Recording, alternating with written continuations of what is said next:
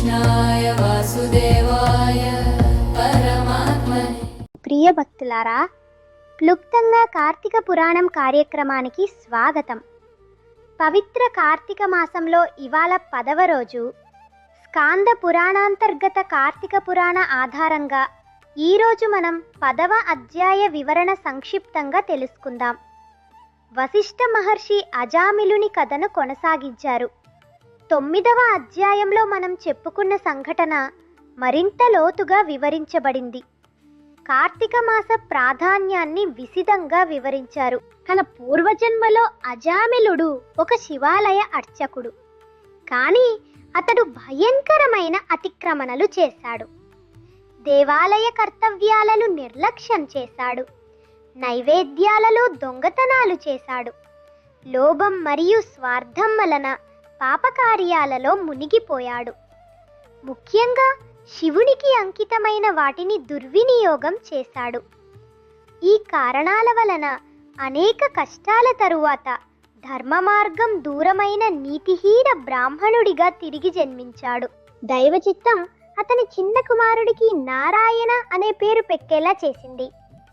జీవితం చివరలో అజామిలుడు తన కుమారుణ్ణి పిలుస్తూ నారాయణ అని అన్నప్పుడు హరినామ శక్తి ప్రబలింది. ఆ ఒక్క ఉచ్చారణతో, ముఖ్యంగా కార్తీక మాసంలో పలికినందువల్ల దైవానుగ్రహం ప్రవహించి అజామిలుడు విముక్తి పొందాడు. ఈ సందర్భంలో వశిష్ఠుల వారు కార్తీక మాస ఆధ్యాత్మిక శక్తి గురించి మరింత స్పష్టత ఇచ్చారు.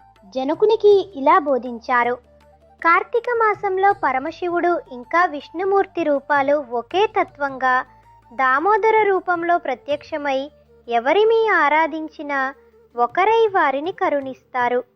శివునికి అభిషేకం చేసిన, దేవాలయంలో దీపాలు వెలిగించిన, విష్ణునామాలను జపించిన ప్రతి కార్యం 1000 ఫలిస్తుంది. కార్తీక మాసం అత్యంత పతితులను కూడా శుద్ధి చేసి, ఉద్ధరించి, విముక్తి ప్రసాదించే శక్తి కలిగి ఉంది.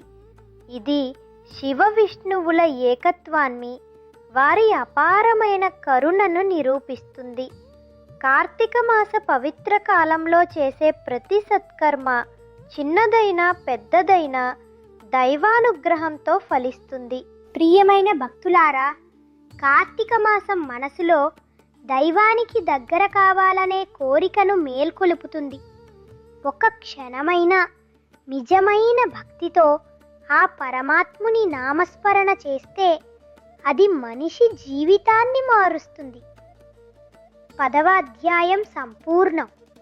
రేపు మరలా 11వ అధ్యాయంతో కలుసుకుందాం. కృష్ణాయ వాసుదేవాయ